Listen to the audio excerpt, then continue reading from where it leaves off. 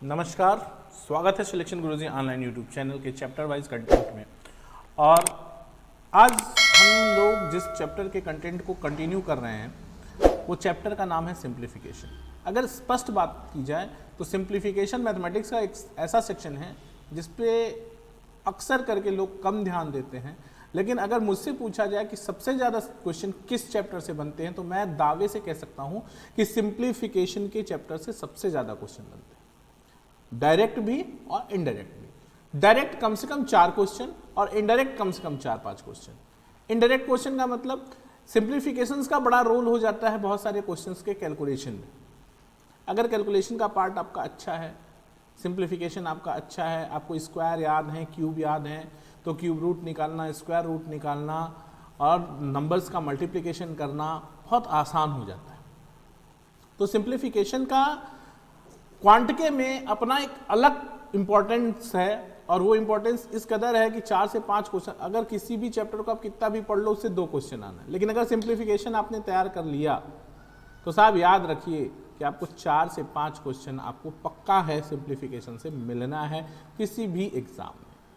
अब वो मैं आपको बात करता हूँ, स्टार्ट करता हूँ। अभी तो बहुत इनिशियल स्टेज में, हम आज दूसरे दिन ही सिंप्लीफिकेशन में हैं, तो दूसरे दिन हम वही बेसिक कैलकुलेशन के कॉन्सेप्ट को थोड़ा और आगे बढ़ाने की कोशिश करेंगे, और तीसरे या चौथे वीडियो से आपको सिंप्लीफिकेशन, बहुत शानदार सिंप्लीफिकेशन देखने को मिलेगा और बेहतरीन तरीके से हम लोग उसको सॉल्व करेंगे। और बहुत सारे क्वेश्चन जो डायरेक्ट एग्जाम में आते हैं वो हम लोग तीसरे से चौथे वीडियोज़ में आएंगे। तो आज हम फिर से बात करते हैं बेसिक कैलकुलेशन के कुछ कॉन्सेप्ट पे, और बेसिक कैलकुलेशन का कुछ कॉन्सेप्ट डिस्कस करने की कोशिश करते हैं। तो स्टार्ट करते हैं एक शानदार मोटिवेशनल कोट से कि सक्सेस की सबसे खास बात है कि वो मेहनत करने वालों पर फिदा हो जाती है।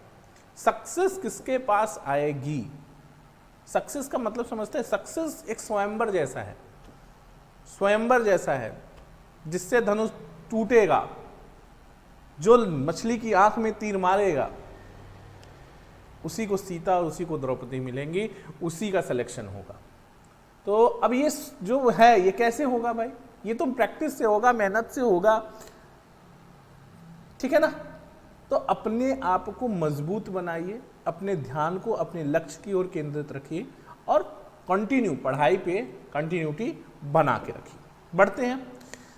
देखिए, आज मैं आपको बताने जा रहा हूं कि अभी तक मैंने लास्ट क्लास में क्या पढ़ा आपसे, कि ऐसी संख्या का स्क्वायर जो 100 से अधिक है, या ऐसी 2 संख्याओं का गुणनफल जो 100 से अधिक है। अब उसके बाद हमने पढ़ा ऐसी संख्याओं का गुणनफल जो 100 से कम है, और ऐसी संख्याओं का स्क्वायर जो 100 से कम है। ठीक है, आज हम पढ़ेंगे कि अगर एक संख्या 100 से अधिक और एक संख्या 100 से कम हो तो उसका गुणनफल कैसे ज्ञात करते हैं। ठीक है, तो नोट करिएगा, बहुत महत्व का टॉपिक है ये।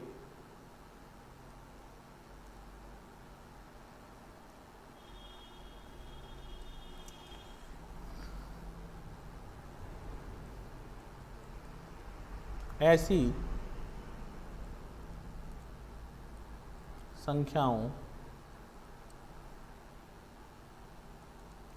का गुणनफल जिसमें एक 100 से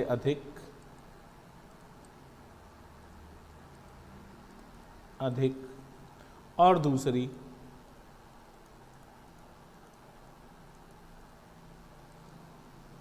100 से कम है। 100 से कम है। ठीक है, देखिए, जैसे अगर आपको मिल जाए क्वेश्चन,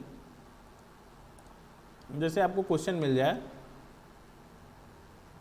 कि आपको 114 को 97 से मल्टीप्लाई करना है। देखो क्या आएगा मल्टीप्लिकेशन। 100 से कितना ज़्यादा है ये? +14, और 100 से कितना कम है? -0.3। ठीक, अब देखो मल्टीप्लाई करके लो, 14 3 42, एक प्लस है एक माइनस है, तो मल्टीप्लिकेशन आएगा -42। अब ये बना लो। अब इस 114 में से या तो 3 घटा दो, या इस 97 में 114 जोड़ दो, सेम बात आएगी 111। ठीक है, अब आप इसको कैसे सॉल्व कर पाओगे? देखो ये इकाई दहाई और ये कितना है, सैकड़े का कॉन्सेप्ट है। अगर यहां से हम एक उधार ले लें तो इधर कितना आएगा, 100 आएगा। 100 आएगा तो 42 जाएगा तो कितना बचेगा, 58, 58 कितना बचेगा, 58। और यहां एक उधार दे दिया है तो 111 में से एक गया तो 110, 110 58 आपका आंसर हो जाएगा। बात समझ आ रही है? फिर से एक एग्जांपल के थ्रू समझ लेते हैं और फिर और बेहतर तरीके से समझ लीजिए। जैसे अगर आपको किसी ने कह दिया कि 115 को 96 से गुणा करना है, 96 100 से कितना कम है, 4 कम है, और 15 100 से कितना अधिक है, 15 अधिक है। तो देखो 15 चौका 60, ये हो गया -60। ठीक, अब 115 में से या तो 4 घटा दीजिए या 96 में 15 जोड़ दीजिए तो आपको मिलेगा 111। ठीक, अब यही कर देना है, एक को इधर भेज देना है, एक इधर उधार जाए, चूंकि माइनस है तो घटाना पड़ेगा तो 100, और 100 में से 60 जाएगा तो 40, ये हो गया 110 40। क्लियर? कोई तकलीफ नहीं ना, यहां तक कर लोगे आराम से, आसान सवाल है ना। ठीक है, अब देखो इस तरह से आप कर सकते हैं। जैसे किसी ने कह दिया आपको कि 116 को 195 से मल्टीप्लाई करना है। सपोज करो 116 को 95 से मल्टीप्लाई करते हैं तो ये कितना है, +16, और ये कितना है, -05, तो कितना हो गया, -80। अब -80 को आप चाहो तो ऑलरेडी एज्यूम करके कि एक कैरी जाएगा, -80 है तो 20 लिख लो, और क्या कर दो, 116 में से 5 घटा दो या 95 में 16 जोड़ दो, 111, और एक कम कर दोगे 110 20। सीधा आंसर डायरेक्ट। कोई सा भी सवाल हो, किसी ने दे दिया 119 को आपको 98 से गुणा करने को, कितना ज्यादा, 19, कितना कम, 2, 19 दूना 38, 100 में से 38 जाएगा तो 40, 60, 62, और ये हो जाएगा 119 में से 2 घटा दो या 98 में 19 जोड़ दो, तो 119 में से 2 जाएगा तो कितना हो जाएगा, 117, और एक कैरी दिया है तो 116 62। गुणा करके आप डायरेक्ट चेक कर सकते हैं। तो इस तरह से आप, यदि एक संख्या 100 से कम है और एक संख्या 100 से अधिक है, तो इस तरह से आप संख्याओं का गुणनफल बिना पेन पेपर ठीक ठाक प्रैक्टिस हो जाने के बाद आप निकाल सकते हैं। ठीक है, ठीक, इतनी बात समझ गए आप। अगला सवाल ध्यान दीजिएगा, अगला पॉइंट क्या बता रहा हूं आपको। जैसे किसी संख्या को अगर सपोज कर लीजिए, मैं आपसे बता दूं, यदि किसी संख्या को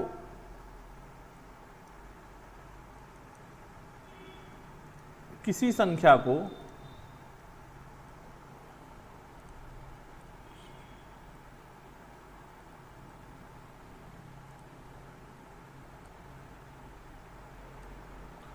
किसी संख्या को 99, 999, 9999 से गुणा करना। देखो कैसे करोगे आप। मान लो सपोज करो 585 गुणित 999 मिल गया, तो एक तो सिंपल तरीका यह है कि 585 इंटू 1000 माइनस 1, और फिर इसको सॉल्व कर लेंगे आप। कितना, 585 000 माइनस 585 कर लोगे और सॉल्व कर लोगे इसको, तो ये मिल जाएगा आपको 584 415, घटा लेंगे। ठीक है ना, एक तो ये तरीका है। दूसरा जो एक एडवांस अप्रोच हो सकता है, वो एडवांस अप्रोच ये है कि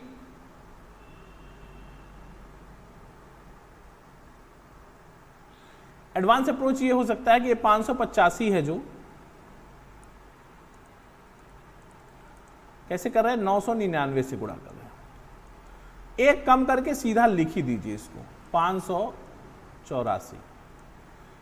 1000 से ये एक कम है तो इसको एक कम कर दो, 585 को एक कम किया तो 584, और इस 584 को अब फिर क्या कर दो, इसको क्या कर दो कि 999 में से, सॉरी ठीक है, और इस 550 और फिर 999 में से इसको घटा दो इसी को, तो कितना आ जाएगा 414। देखो 999 में से 585, 4 1 4, हाँ ये घटाना है 4, और इसी 584 को, इसको नहीं, 584 को 999 में से घटा दो, फिर से समझ लो।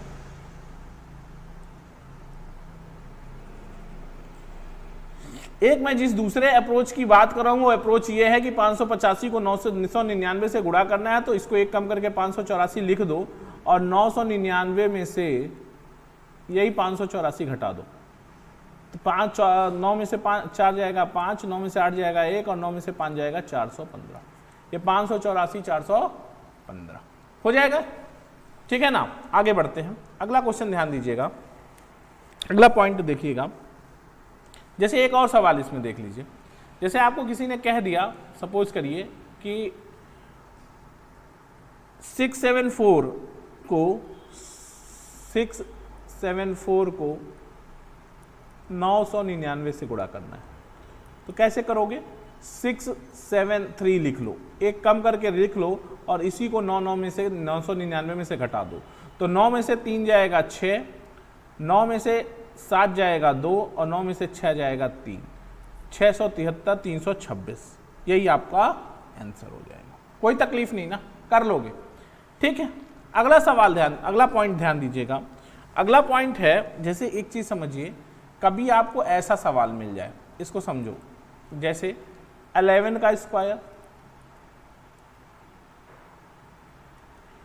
11 का स्क्वायर,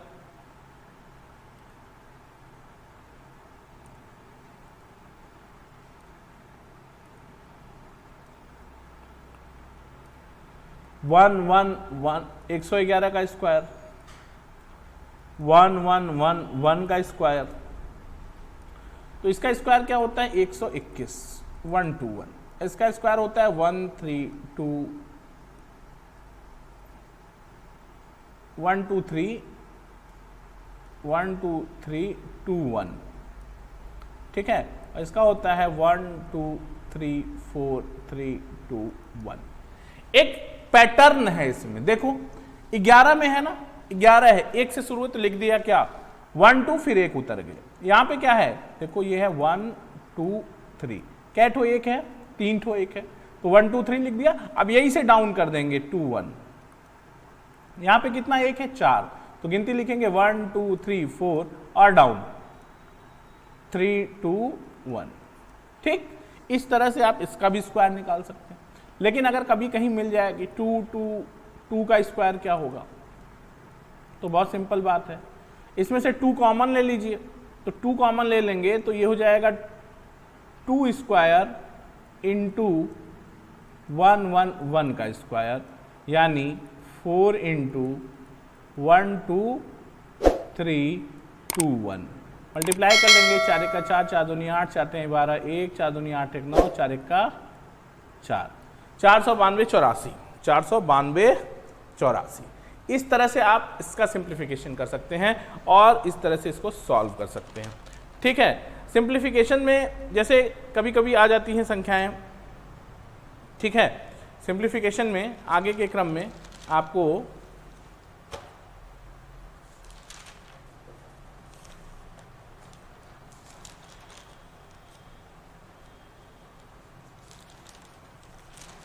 देखना है, देख लीजिए आगे। जैसे कभी सवाल आते हैं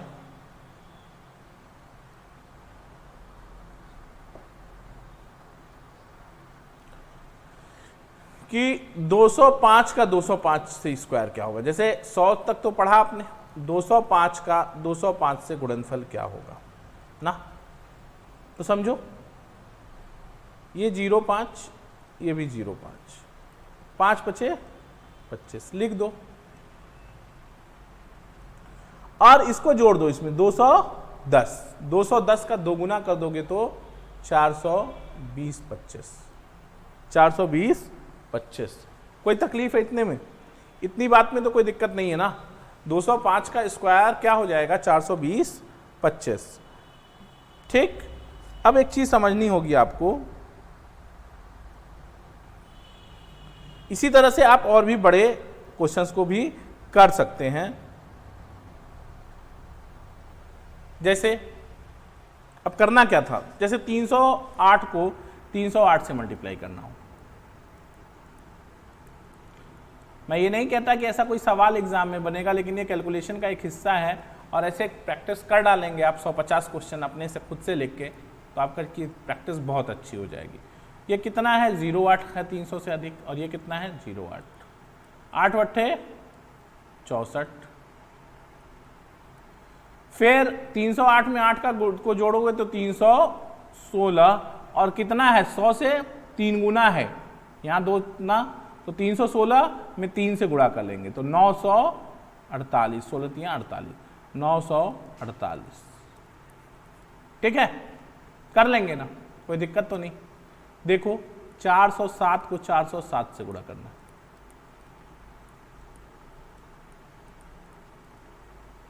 7 सते 49, 7 सते 49, और ये 714, 414 जुड़ जाएगा 4 तो 414, और 414 का मतलब हो गया 1600, 14 चौका 56,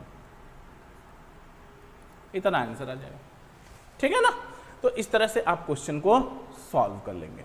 ठीक, तो बेसिक कैलकुलेशन के पार्ट में आज इतना ही। कल फिर मुलाकात होगी आपसे कुछ शानदार ट्रिक्स के साथ। कल मैं आपको वर्गमूल और घनमूल के ट्रिक डिस्कस करूंगा आपके साथ कि आप वर्गमूल कैसे निकाल पाएंगे और घनमूल कैसे निकाल पाएंगे। ठीक है, तो ऐसे सवालों के लिए और घनमूल वर्गमूल कैसे इजीली आप फाइंड आउट कर पाएंगे, उस ट्रिक के साथ कल फिर मुलाकात होगी सिलेक्शन गुरुजी ऑनलाइन पर। तब तक देखते रहिए सिलेक्शन गुरुजी ऑनलाइन। जय हिंद, जय भारत।